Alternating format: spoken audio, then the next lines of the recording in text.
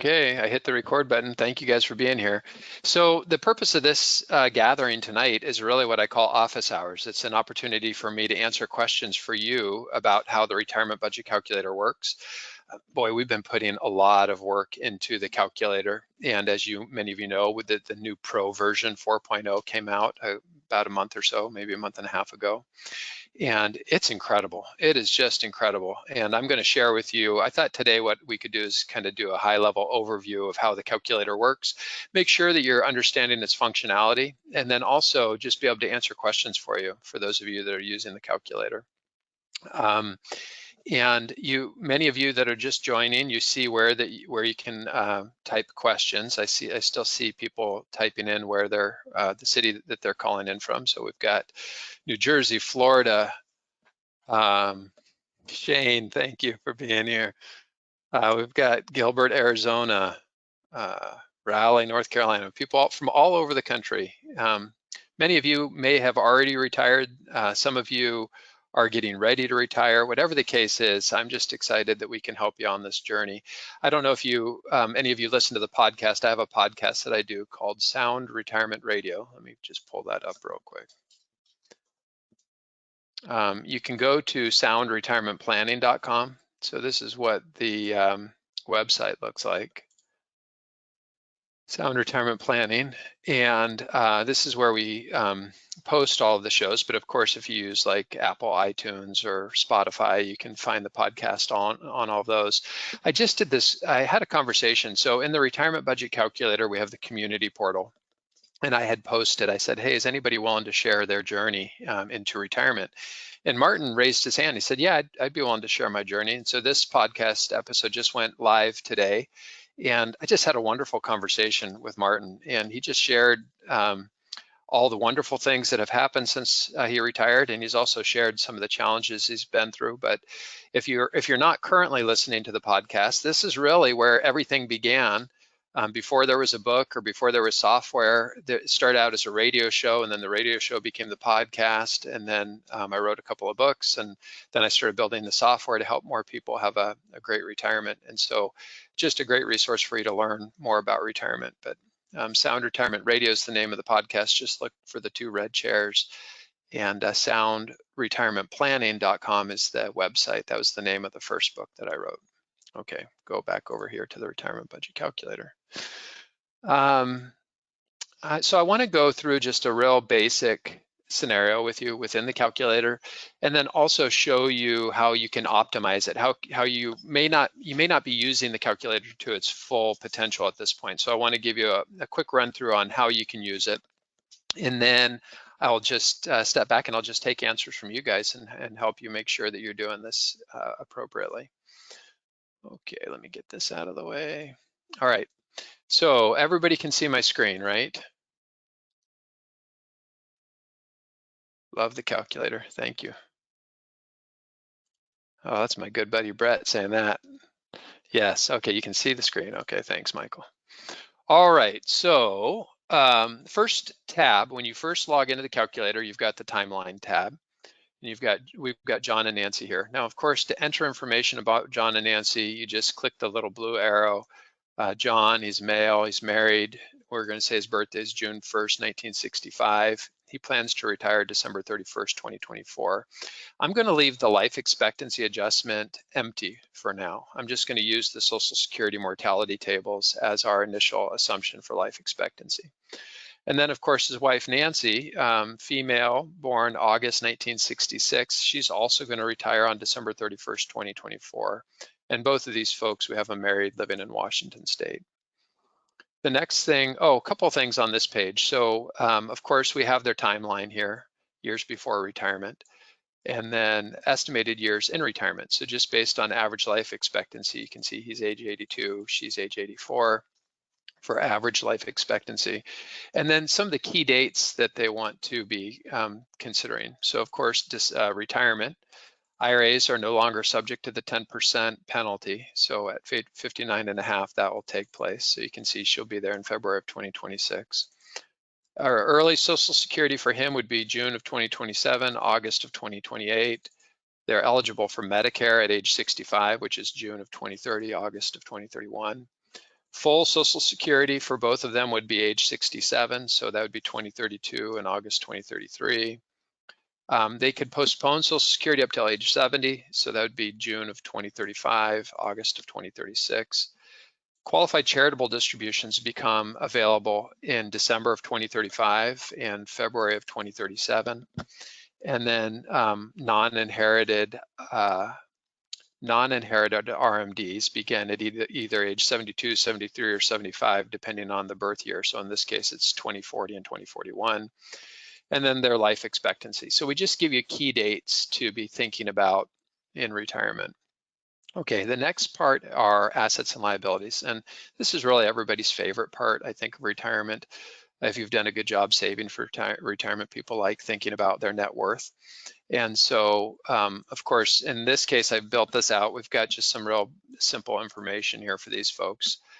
Now, just so you know, you can reorganize this any way you want. So if you want to drag and drop these panels to whatever you like, you're welcome to do that, just to organize it however you want. But in this case, we have a brokerage account, and if you click the blue arrow, you can modify all this information.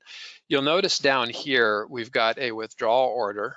And so for the initial plan, I set the withdrawal order to number 1, meaning that that's the first account that we're going to be drawing from in retirement. And then I also set a return rate for this account of just 4%. Now, you guys have probably heard me say this. I sound like a broken record, but I always like to say hope for the best, plan for the worst.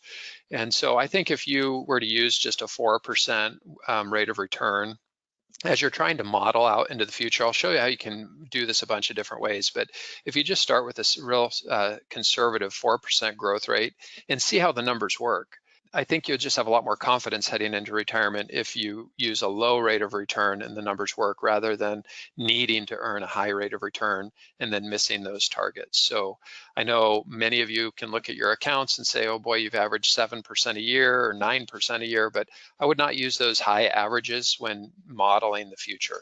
Aim low, and then hopefully every year the numbers look better and better, but that's the way that we like to do it. All right, so we enter in your traditional IRA, brokerage, 401k, Roth IRA, and then down here for real estate, we have entered their primary residence, and we say it's $600,000. One of the new things we did in the updated version of the calculator is we now allow you to assign a growth rate to your real estate. So you can see in this case, we're going to be, again, very conservative and just assume that their real estate's only growing at 2% per year. You can always delete these different items right down here in the corner. And up here, you'll notice we have the risk set to moderate. I'm going to change the risk on this one to moderate. Change the risk on this one to moderate. Okay. Up here at the top, I just want to make sure you're aware of these different tabs. So you've got your net worth history, and we've got different snapshots. I'll come back to snapshots in a minute. You've got assets and liability history, liquid asset history. So if you just want to see what's happening with the value of your accounts, your risk allocation. So how much is low risk, how much is moderate risk, how much is aggressive.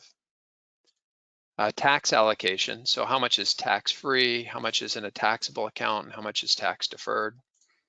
And then, of course, one of the newer features, Shane is joining us tonight. You guys can all thank Shane for printable reports. So your net worth report is right here. And if you want to click the little print icon on the upper right-hand corner, this is how you print reports. And you can print a net worth report. Okay, so snapshots. One of the important things we updated recently is the snapshot. So up here, you can click snapshots to create a new snapshot, or down here, you can create a new snapshot. The purpose of the snapshots, originally, the reason that I created the snapshots was to be able to compare, to be able to track how your net worth is changing over time. And I used to only do snapshot reports once a year. I would go in every January and I just kind of update assets and liabilities. But as we made the calculator better and better, I now do this on a monthly basis. I like to just once a month go in and see how things are progressing. You'll notice we now give you this ability to see what the difference is, like what percentage change there has been from one snapshot to the next. And so in this case, I only have 2 snapshots. The other thing to understand about snapshots is when you create a new snapshot, if you never created a snapshot, the calculator assumes everything's running from January 1st to December 31st in terms of the retirement optimizer. But when you create a new snapshot, it uses the date of that snapshot to prorate everything going forward. So expenses to the end of the year, the rate of return to the end of the year, income till the end of the year, everything gets prorated on the retirement optimizer. So it really just helps. What it really does is makes the current year's projections much more accurate by being able to prorate them, and the prorates are proratings based on the snapshot. So I would encourage you, if you're not currently doing snapshots, it is kind of fun just to, sometimes what I find happens is you think, oh no, the world's falling apart, it feels like there's a lot of volatility, the news headlines are all bad. You go update your snapshot in the assets and liabilities once a month, and you look at the gain or the loss that you have, and you're like, huh, I guess it wasn't really as bad as I thought it was based on the headlines that you're seeing. So really powerful feature. I'm going to come back to the asset conversion section in a little bit. Of course, hitting the green button is how you can add different assets. So up here, if you want to have, you can put all kinds of different assets in here. So just about everything you can think of is available to you. Okay, the next thing, so and you can see in this case, I just built this really simple make-believe model where I've got $2 million of liquid investable assets and a house that's valued at $600,000. The next part is the budget. And so the budget is, I think, the most important number in a retirement plan, and it's the number that most people don't like to think about. You know, the assets and liabilities, that's the sexy part of retirement. It's the fun part of accumulating wealth and kind of patting yourself on the back. The budget, though, understanding how much money you spend is really the most important number, I believe, when creating a retirement plan, because retirement's an exercise in cash flow. It's all about making sure you've got enough income coming in to cover all of your expenses. So in the budget section, it's where you enter your income sources, and it's also where you're going to go through and detail your spending. So I created this scenario with a few nuances that I don't usually do because I just wanted to show this to you. So starting out in wages and salary, $10,000 a month is how much he's currently earning. Actually, let me put this on John. This is John's income. And it's going to end on December 31st, 2024. That's the retirement. And then, of course, his wife, Nancy, she has, let me put this in Nancy's name, $6,000 a month. That's also going to end December 31st, 2024. And then the only other guaranteed income that John and Nancy have is their Social Security benefit. So we're saying that his Social Security is going to be $3,500 a month. It's we may want to make sure we select the correct owner here, and I'll show you why that's important in a minute. The income type is Social Security benefits. That's also important that you select the correct income type, because by selecting the correct income type, we'll handle the proper taxation of that income. So Social Security has special rules called provisional income rules. They handle how it's taxed. And as little as 0% of your Social Security is taxable, up to a maximum of 85%. So you just want to make sure you're selecting the correct income type. And then you'll notice down here we have the start date. So for the start date, if you click this little arrow, you can select it. So you can say early Social Security 62, full retirement 67, or delayed retirement at age 70. Or if you want to put in a specific date, you can choose the calendar view. But we intentionally tried to make this as easy as possible and just say, you know, are you going to start at full retirement age, or are you going to start early? So in this case, we're going to say it starts early. We don't put an end date. Typically, we don't put an end date in for Social Security. The one exception to this would be if you are receiving a spousal benefit that is going to increase at some point in the future. So maybe the wife starts her benefit at 62, and her benefit's a low benefit. It's based on her own earnings record. The husband, he's waiting until age 70 to start his benefit. When he starts his benefit, then she becomes eligible for a spousal benefit. So in that kind of scenario, you could create situations where you have more than one Social Security. Another area that we've seen this come up is for people that had kids later in life and they're drawing Social Security, and there's a family Social Security benefit available to them. You know, when the kids turn 18, you would want to be able to model that family Social Security benefit ending at that point. But for the most part, you just leave the end date blank, because if you leave it blank, what will happen is we'll automatically make the adjustments for when one spouse dies, so that one Social Security, the higher of the two Social Securities, continues into the future. Okay, so you enter your income. Then down here under housing, I put housing in at $24,000 a month. I'm sorry, $2,000 a month, $24,000 a year.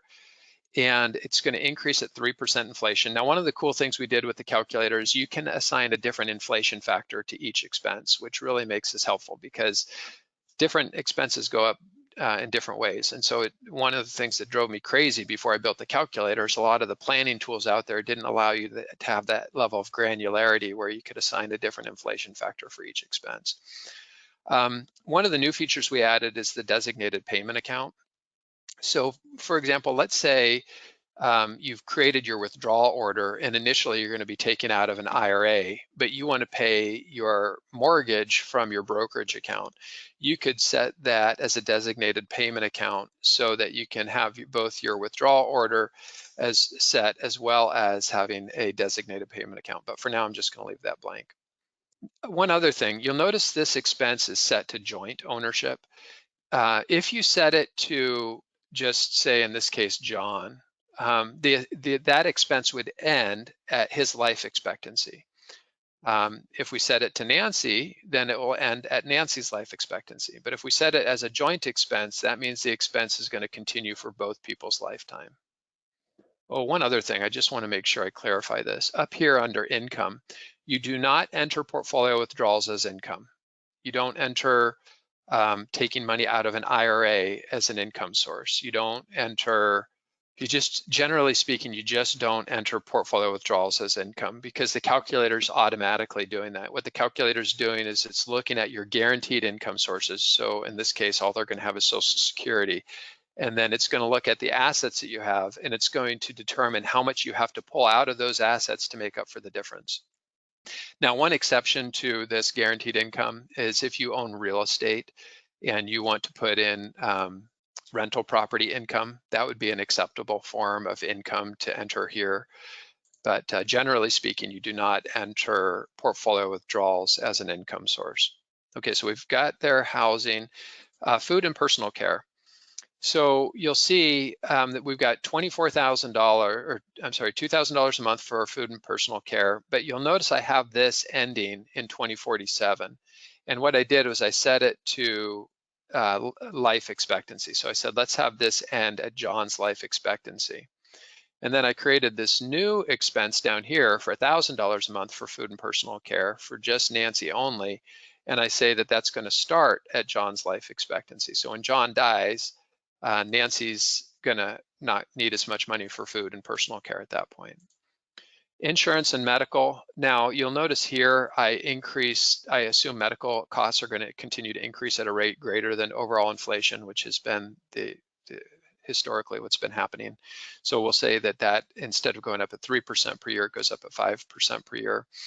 Again, this is an area where if you have money in an HSA and you want to model the initial payments coming out of the health savings account, that might be an area where you want to be able to use the designated payment accounts.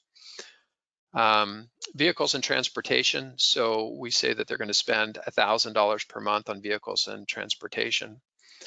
And then travel. So I created two travel expenses. I've got this initial travel expense. It's $2,000 a month is how much they want to spend on travel for the first 10 years of retirement, during those go-go years of retirement. So from 2024 to 2034, and those expenses are going to go up at 3% per year. And we're saying that that's an essential expense. But the other thing that they talked about was they said, starting in 2034, we're still going to want to take trips, but we're only going to spend $1,000 a month, $12,000 a year, and we're going to have that go from 2034 to 2044. But now you'll notice that I've marked that as discretionary, and I put it in John's name. So if John dies, that expense basically goes away, because Nancy's not going to want to travel by herself.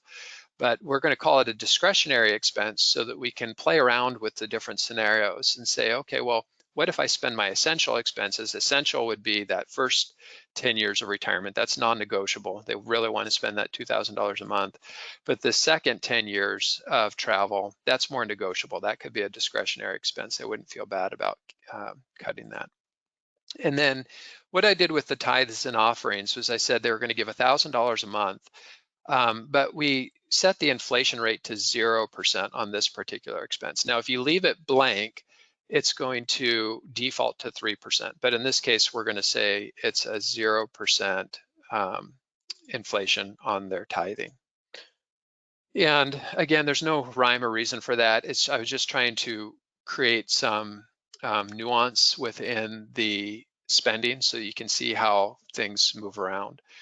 Up here on the slider bar, many of you haven't noticed this, but you can move from year to year to see how the budget changes. And when you move it here, you'll notice these numbers also change. Also, we've got some of these other views, month budget, monthly budget, and then of course, Shane, here's your budget report. I know you're probably more into the net worth report than the budget report, but it's something you can do. Something brand new that we're working on right now that has been a feature request is we're going to give people the ability to do snapshots of their budget, just like we do their assets and liabilities, especially in these high inflation times. I think it would be really fascinating to go back and look at your personal budget 5 years ago and be able to see how much were you spending on these different areas. And so by being able to create snapshots, that's just so you know, that's a feature we're working on right now, and hope to have it out soon. Okay, next thing is taxes. So one of the things that we're doing in the calculator is we're estimating federal income taxes. We're not estimating state income taxes, but we are estimating federal income taxes. So each year, we're going to be estimating taxes. You can see this year they have mostly just wages and salaries. They've got 192,000 of income. That puts them in the 22% marginal bracket. They get the standard deduction of 29,200. Their taxable income is 162,000, and that gives them a tax of $25,922, which gives them an effective tax rate of 13.5%. And there are some things that you can change in here. So, for example, you can make adjustments to income up here manually. And you can change, let's say you itemize your deductions. So maybe you gave a lot of money to your church this particular year. So instead of using the standard deduction of $29,200, let's say you gave $50,000 in donations, charitable donations. So you'll notice now the itemized deductions are greater than the standard deduction. So the calculator automatically assumes that 50,000. But here's the piece you want to be careful with. So notice here, it put a date in 2024 as soon as I put that 50,000 in.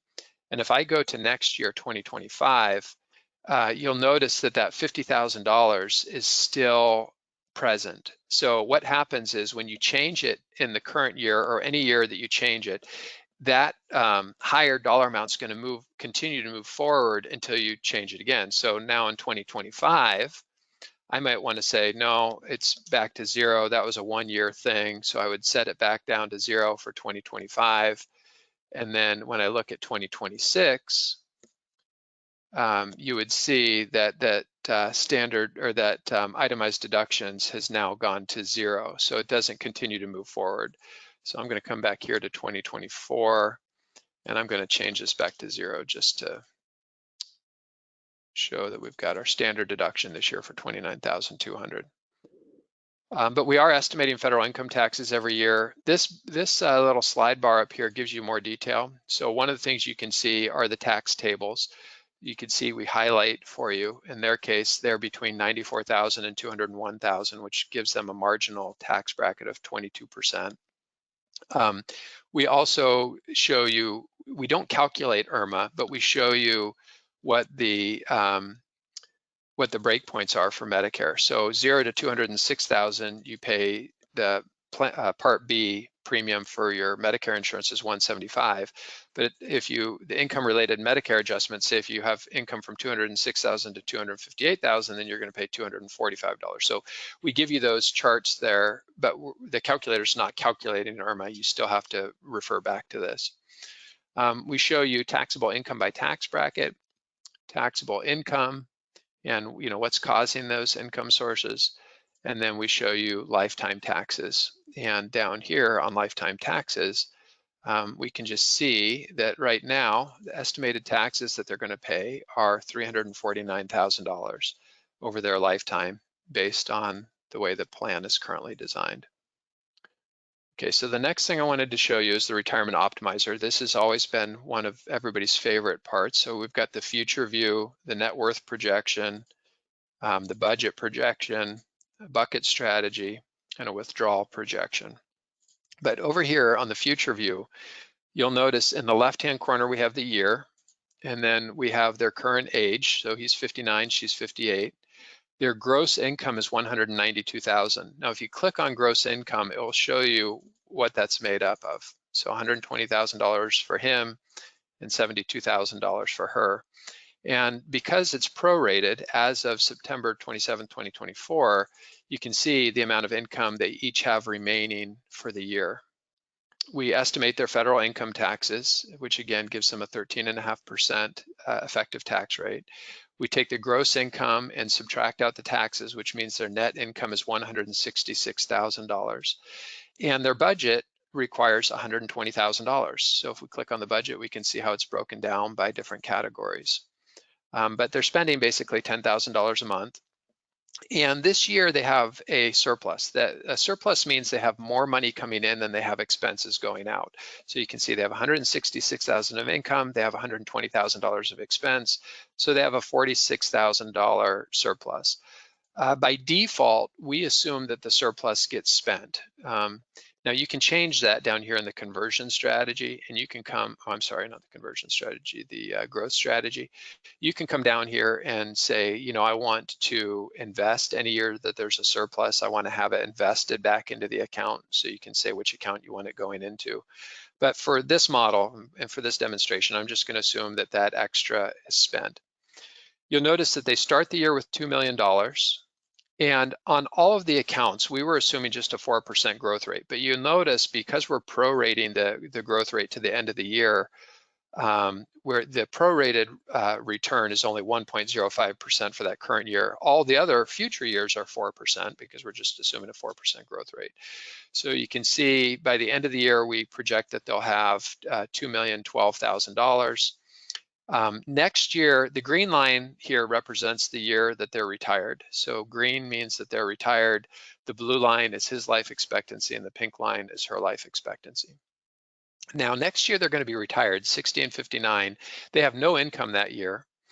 Their expenses are going to be $123,000 because we remember we've got their expenses increasing with inflation, with some of the expenses increasing at 3% and medical expenses increasing at 5%. So it gives us a blended inflation rate.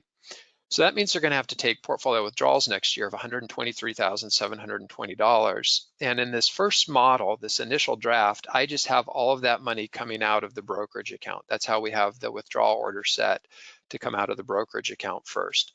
And remember, you can set the withdrawal order a couple of different ways. Initially, what I have is up here, if you just expand each one of these panels, you'll notice the brokerage account is set to the first withdrawal order, the IRA and the 401k are set at number 2, and the Roth IRA is set at number 3. So that's how we're gonna start the plan. And then we're gonna throw a bunch of different scenarios at you here in a minute to see how you can really start to see how to optimize your financial plan going forward. Okay, so we've got this income. It's all coming out of the brokerage account. Now, when money's coming out of a brokerage account, we're assuming that there's no tax. But the reality is there's probably going to be some tax. There's probably going to be some dividends. There's probably going to be some interest income. And there's probably going to be, hopefully, either long-term capital gains. That would be the hope. But there could be some losses as well. So for the current year, if you want your tax projections for the current year to be as detailed as possible, you could go in and enter those types of incomes up here. So if you want to show long-term capital gains for this year, you could. Now it gets really tricky if you try to project those values out into the future. So I would only use that for I would only use that if you're just really trying to dial in your estimated tax for the current year.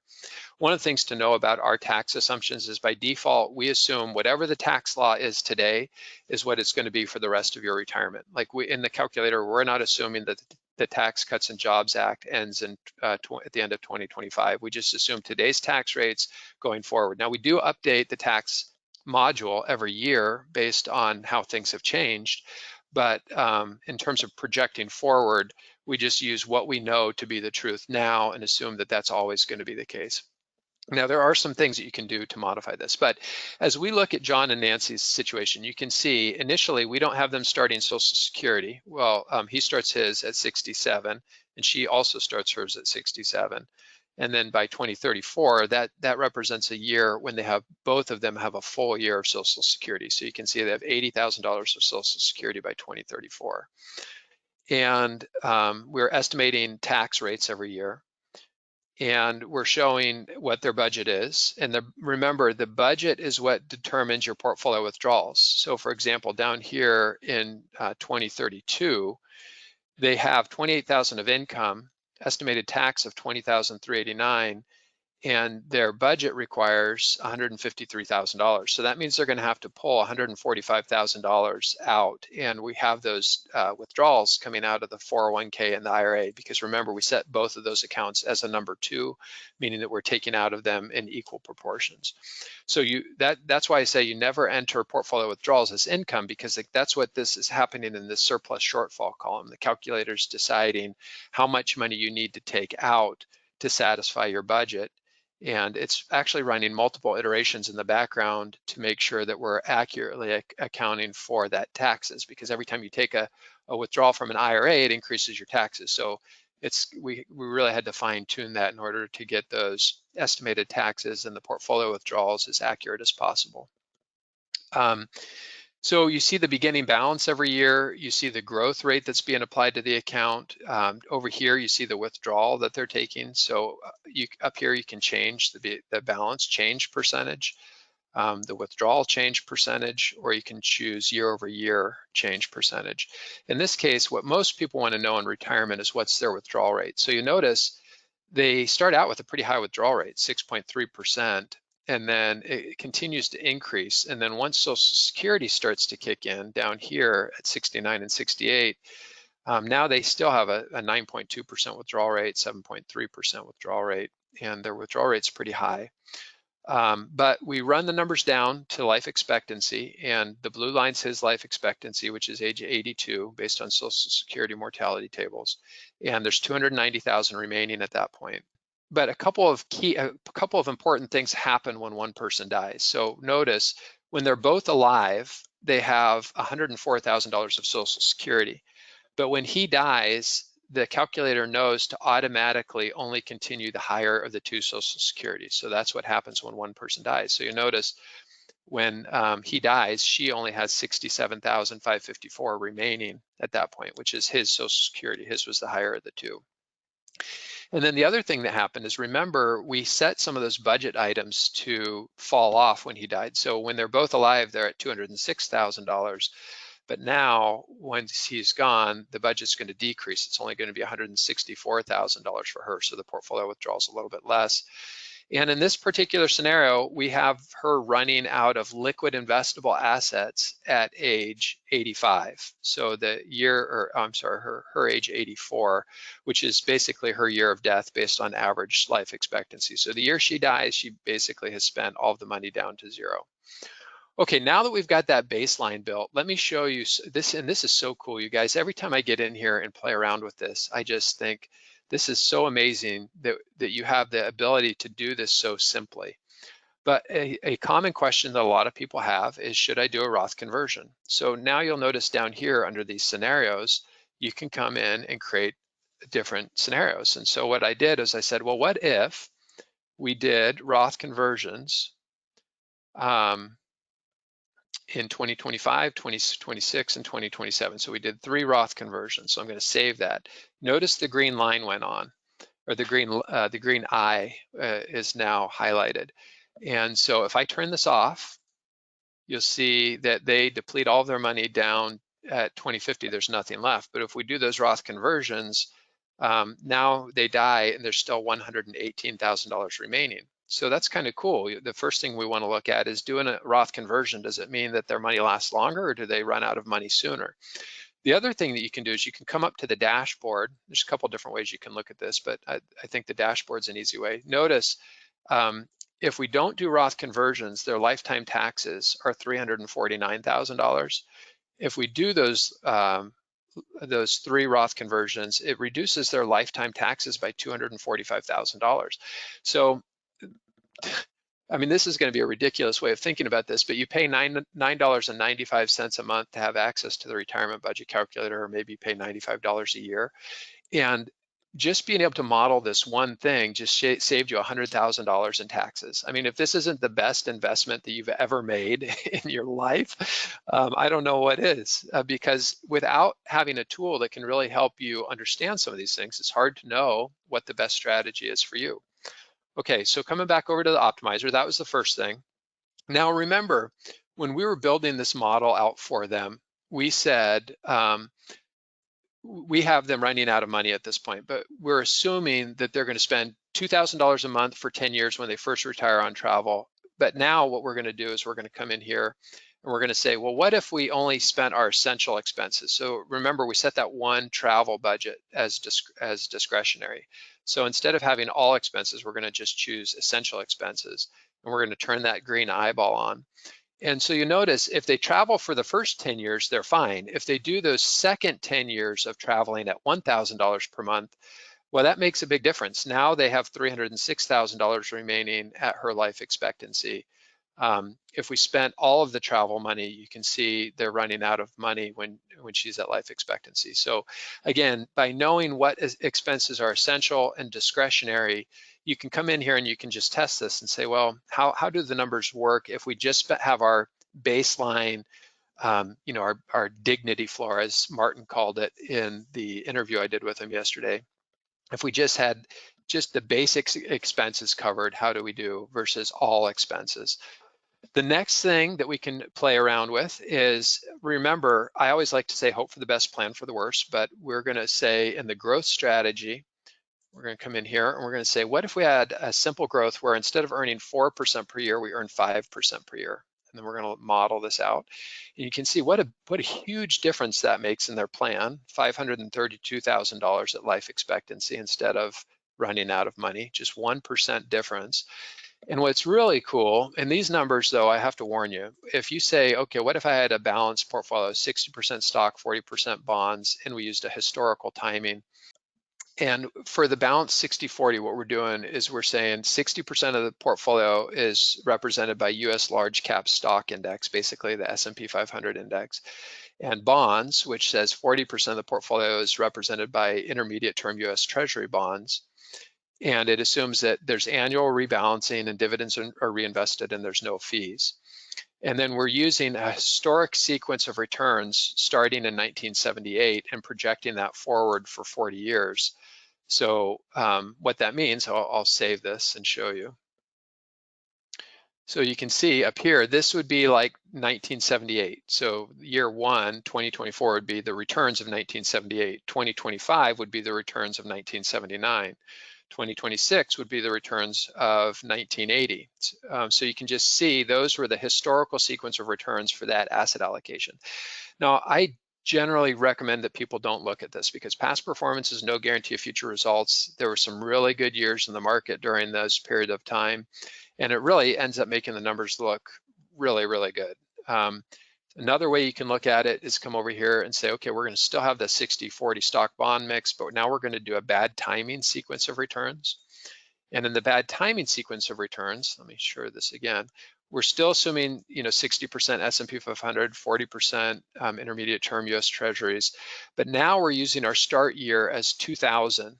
So that way we can model a bad time in the market. You guys remember from the 2000 through 2009, that's called the lost decade. That was a period of time where the S&P 500 basically lost money at the end of that 10-year sequence. And you had the dot-com bubble in the early years, and then you had the financial crisis. And so if we assume that type of bad timing sequence of returns, you can see this year would be like assuming the return for the year 2000, 2001, 2002. So you had 3 bad years in a row starting out. 2004, 2005, 2006. This would be like 2008, so the financial crisis. And then you run the numbers down and you see what were the implications of having that type of bad timing scenario with your portfolio. But again, to keep things simple, I like to use 4% growth rate. We'll assume right now you can see a 5% growth rate gets us to 532,000. So one of the reasons this is so important is because a lot of people don't really know what rate of return they need to earn in order to make the numbers work. It's one thing to just say, well, I just want to get as much as possible. Well, that's fine. But what rate of return do you really need to earn in order to make your plan work? And that's what this growth strategy module is designed to do. Okay, the next thing I want to show you is the inflation strategy. So remember, at a default with taxes, we're assuming the current tax law just stays the same and it doesn't change. It's not adjusted for inflation. But with this inflation strategy, what we can do is we can say, well, what if taxes go up by 2% per year? And when I say taxes go up by 2% per year, what I mean is that the marginal income tax brackets increase at 2% per year, and the standard deduction increases at 2% per year. So, and that's a more realistic, actually, of what happens. You know, the standard deduction and marginal rates are usually adjusted for inflation. I would keep that number low. We like to use 2% as a model. You can change the expense inflation, you can change income inflation, you can change deduction inflation. And if I save these, and you can see, making a more realistic assumption about how taxes are calculated, and assuming those inflation rates can really make a big difference in how much money you have remaining at the end of your plan. So that's another area that you can turn on and see how it's going to change. Another one, this is another one, and people are always trying to figure this out. But remember, initially for John and Nancy, we said that they were going to start their Social Security at 67, full retirement age. And there are a couple of really great tools out there for you. I'll show you these. If you're trying to figure out when to start Social Security, one of the tools you're going to want to use is called Understand Social Security. It's called ssa.tools. And you can enter in information and it will give you a projection. And then you can also use Open Social Security. And this is the one, so what you'll do is you'll start with this, and then you'll use the numbers you get from this to plug in over here at opensocialsecurity.com to really get a better understanding of how to coordinate spousal benefits. So you can use some of those free tools to understand Social Security, but over here in the calculator, then you're going to input your numbers. So we have him starting his at 67, her starting hers at 67, full retirement age. And based on that, we have them running out of money at age 85 and 84. But they might say, well, maybe I'd be better off if we started our Social Security early at age 62. And so, you know, we say Social 62 for both of them. And then because they're going to start early, we have to reduce those benefits by 30%. Now you'll know the actual numbers if you use those other two tools I just showed you. But so John's benefit reduced would be $2,450 and Nancy's benefit would be $1,400 because we're reducing them by 30%. So then we save that and we say, okay, so now you can see their Social Security started early, 62 for both of them. And we look at the numbers and you can see, well, it really didn't make that big of a difference. They still are running out of money at the same time, 85 and 84. But the other thing we might want to say is, well, what if we were to postpone Social Security all the way to age 70? So let's do that. I crunch these numbers ahead of time by a little bit. So we'll say 70 for both of them, and his Social Security at 70 with the delayed retirement credits would be $4,408. And her benefit with the delayed retirement credits would be $2,518. Remember, every year that you wait beyond full retirement age, you get 8% delayed retirement credits. And so we'll save this and we'll say, okay, now instead of starting Social Security at 62, we're going to push it all the way out to 70.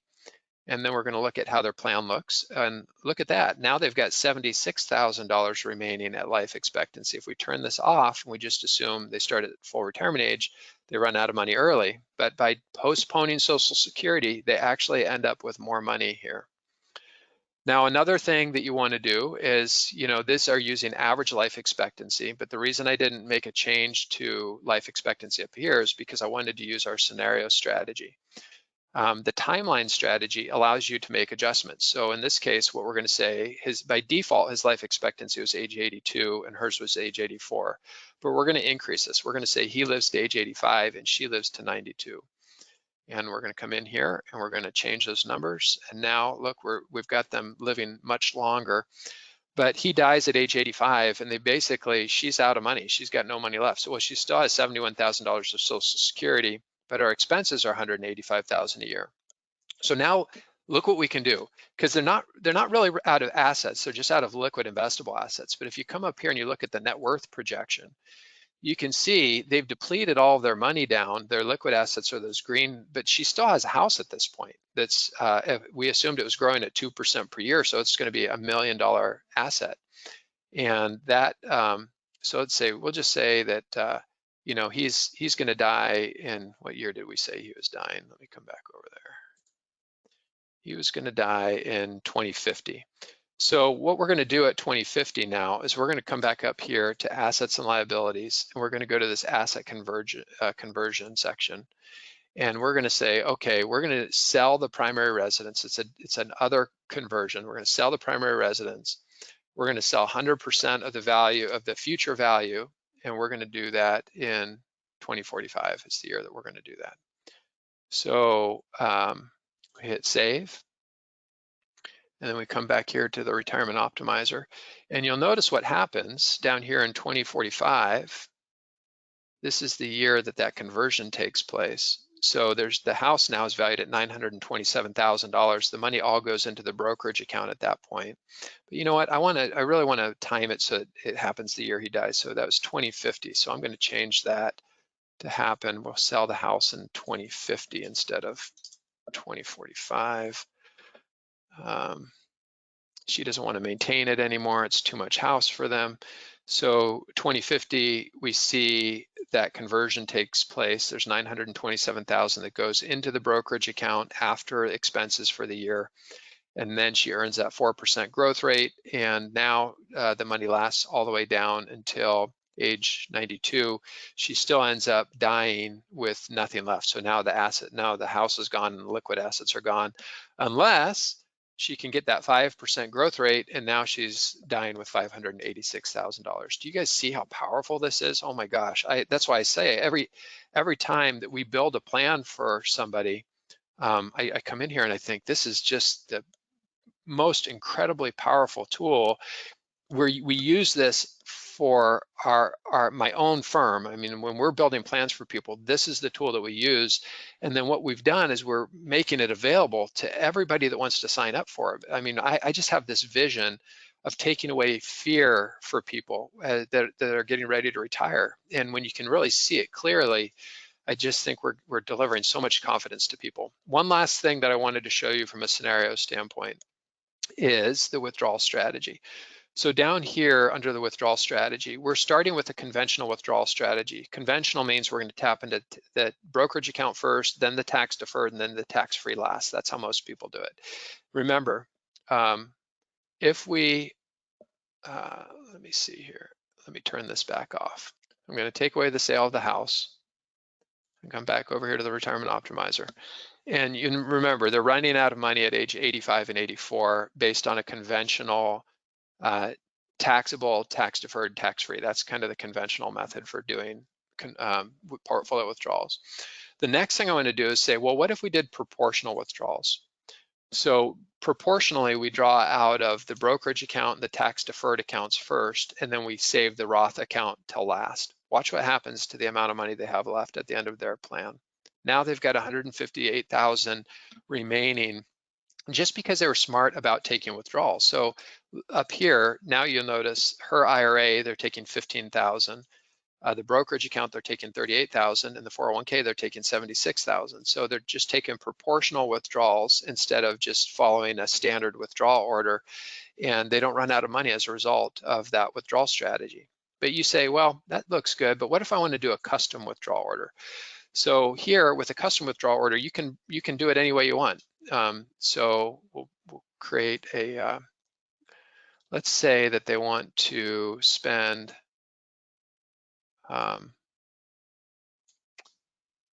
actually, we'll say that we're going to move the Roth IRA into the second position and the traditional. So we'll say they spend the brokerage first, then their tax-free money second, and then the 401k and the IRA last. And you'll notice now, oops, that didn't work out so well. Now they're running out of money early as a result of that withdrawal order. So you can play around with the withdrawal orders. Okay, as if the calculator wasn't good enough by itself, which it's amazing and it's getting better every month. We're pushing out new updates. We've got net worth projection, budget projection. The bucket strategy is a strategy that really resonates with a lot of people. The idea is that money you need in the short term, you want to be relatively low risk. This is where you're going to be taking portfolio withdrawals from. Money that you don't need for 10 years or more, this is money that can be invested more aggressively. And we set these at 3-year increments. So when I say 3 years, essentially what we're doing is we're saying, okay, well, when they first retire, this first year of retirement, the green year, they don't need any portfolio withdrawals because they have a surplus that year. But these 2 years, that's how the calculator's coming up with this initial $256,000 that it needs to draw from, because it says, okay, these are the first 2 years, well, the first 3 years of retirement, but the first year there is no withdrawal needed.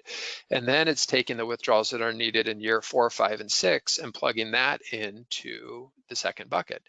Now, one of the things I will tell you, there's a lot of controversy or debate about buckets being an effective tool for diversifying your money. We know that it's a great tool psychologically because it really helps you sleep well at night when there's a lot of volatility in the near term and you know that some of your money is low risk. But the piece that I really want to tell you is how you diversify each of these buckets can really make a significant difference in how your plan works. And the way that I like to think about bucket creation is that first bucket's just a cash bucket, just money market or high yield savings or whatever you're using, laddered CD, something that's relatively low risk that you're just pulling money from. The second or the next bucket, the conservative bucket, the way that you hear some people talking about this is they'll say you have bonds and then stocks. So a lot of people do 3 buckets. They'll do cash, bonds, and stocks. In this scenario, we're saying cash. And then in this model, rather than having just bonds in this portion of the plan, we would still create a broadly diversified portfolio across asset classes, sectors across the entire globe. We would still tilt the portfolios towards drivers of higher expected returns. So we'd still want to have those, the science of investing incorporated into the portfolio. So, we'd be tilting the portfolio towards value, towards small cap, and towards profitability. And we would still be rebalancing each of these segments independent of one another.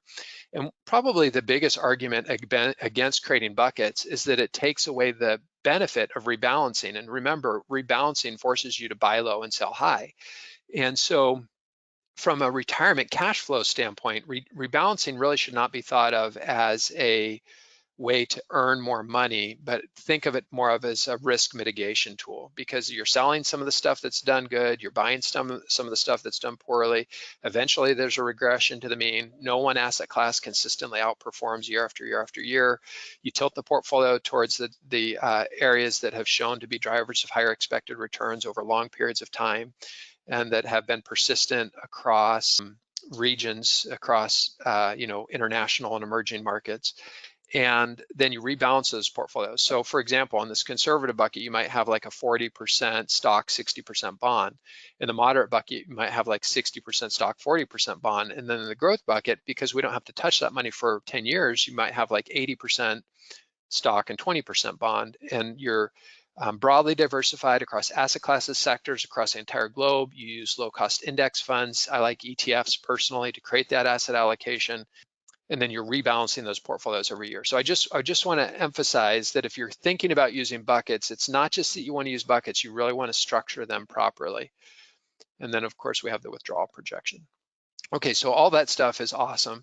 But another thing that really makes the calculator cool is we built this private community portal into the calculator. So, there's power in numbers. Somebody once said, if you want to go fast, go alone. If you want to go far, go together. And that's what this is designed to do, the community portal. It's a place where smart people can come together and ask one another questions. It's also a place where I can upload stuff as it becomes available. We always ask you to introduce yourself. One of the cool things we make available to you are flow charts and checklists. So will my Social Security benefits be reduced? And we've got this really great flow chart to take you through answering that question for your specific situation. So just make sure that you're using this tool to its fullest capacity. Now, when you sign up initially for the calculator, you do have to create a separate username and password for the community, but it's organized in a way where it says, start here. You've got the feed that's just going to keep you up to date on everything that's happening. Think of it as almost like a private Facebook group where we've got it organized by say hello, ask questions, estate planning, flow charts and checklists, insurance questions, investing, Social Security, taxes, travel. When I first created the community, what I had in my mind was the ability for smart people to ask questions of one another and help one another. It's kind of like we're crowdsourcing retirement within the community. But coming back over to the calculator, one of the things that just blows my mind how good this is up here. Many of you have met Finn. Finn is your new AI assistant. And I've got a couple of things I just wanted to share with you. So here's a question for Finn. The question is, if my full retirement age is 67 and I wait until 70 to start Social Security, how much does my benefit increase? And Finn's going to look at that question and he's going to say, if your full retirement age is 67, you wait till age 70 to start receiving Social Security benefits, your benefit will increase at 8% per year. For each year you delay. This means you can receive up to a 24% increase in your benefits. Here's another one. You could ask, how does the residential clean energy tax credit work? So we'll ask the question here. Finn's going to say, he's going to give us an answer. The residential clean energy credit is designed to encourage homeowners to invest in clean energy. The credit is a percentage of the total cost of the qualifying improvements. The credit is 30% of the expenses with no annual maximum. And so then I'm going to say, because I want a little bit more detail here from Finn, I'm not satisfied with that. I want to ask him this question and say, can you give me an example if you were to spend $100,000 on a new solar system for my house? And he's going to say, certainly. Credit percentage for installation made between 2022 and 2032, the credit is 30% of the total cost. Credit amount with $100,000 expenditure, the credit would be 30% of that amount, which equals $30,000. This means you could potentially reduce your federal tax liability by $30,000 for the year which you install the solar system. It's important to note that this credit is non-refundable, meaning it can reduce your tax liability to zero, but you won't receive a refund for any excess credit. So if you have a year where you are going to be in a high tax bracket, or you're going to have a lot of taxes coming in, and you like the idea of having zero to no electric bill in retirement. This is what my dad did. He put solar panels on his house down in California. I think he said his electric bill in the summer is like $12 a month or something. And of course, it always encourages you, Finn is always going to encourage you to seek out professional advice. Don't take action on anything that you're learning within the calculator or from the artificial intelligence, but it's a way, we are entering this new era, this age of abundance. And it's so exciting to me to think that the questions that you have and the clarity around those questions are just getting better and better all the time. The last thing I wanted to show you is the dashboard. So the dashboard is one page where we bring all of this information together to create one page, a summary of your entire situation. So we give you a countdown to retirement, 3 months and 4 days before John and Nancy are retired. We give you retirement benchmarks, which you can learn more about. We've got a blog post that explains these, but it's a secure income score, the withdrawal rate, and debt to asset ratio, their net worth and how it's broken down by risk, their lifetime net worth, so you can see how it's changing over time, their budget for the current year, and then their lifetime budget, how that's going to change, their taxes for 2024, as well as lifetime estimates, and then a view of how their federal income taxes are going to change from year to year so that you can visually see, oh, look, 2025 looks like a year where we might want to consider doing some Roth conversions. So anyways, that was a little long-winded. I'm just so excited about what we're working on that, you know, as I kind of pick up momentum as we go. But now I want to answer your guys' questions and just make sure that we're getting all those questions answered. Let me pull up the questions. Is the Social Security age the default setting? No, you have to choose the default. Great feature, thanks, Shane. I think I can budget in today's dollars pretty well, with the exception of future healthcare costs. How should we estimate that? Well, I would use today's dollars as a starting point, and then assign assign that inflation factor. There are nuances there, of course, like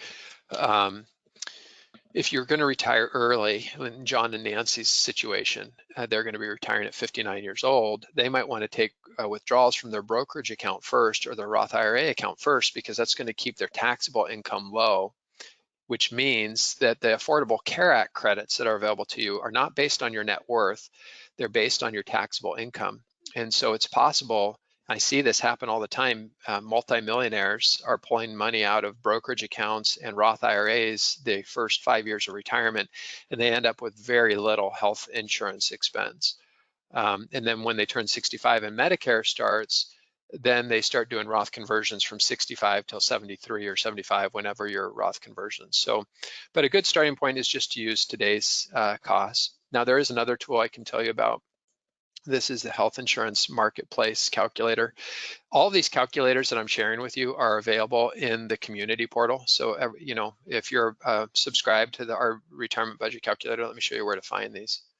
So if you're in the retirement budget calculator, you come to the community, and then down here on the left-hand side, you'll see these links. So the ACA health insurance calculator, the retirement budget calculator, the optimized Social Security, calculate Social Security.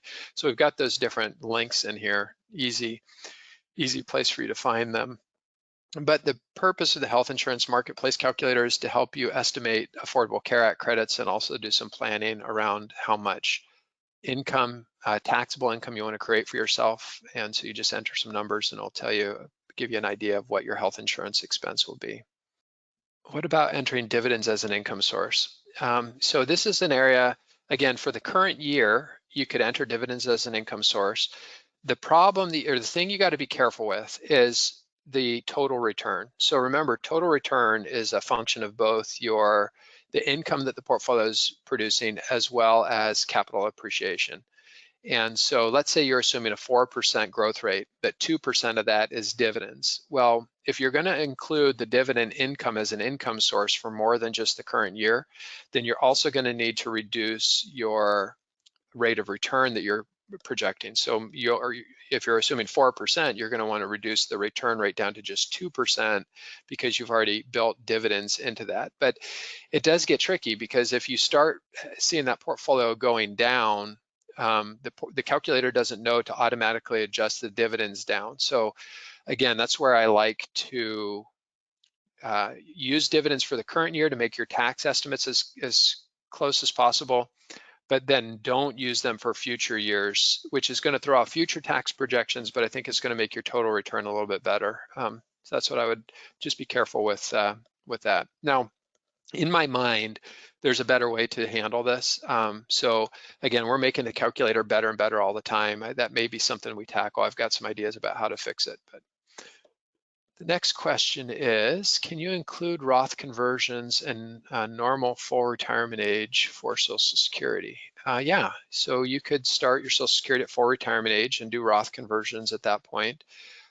You can use the conversion strategy here to model when you want those conversions to start. And then you can either look at the tax tab and come over here to the lifetime tax to see, what kind of impact it has on your overall plan.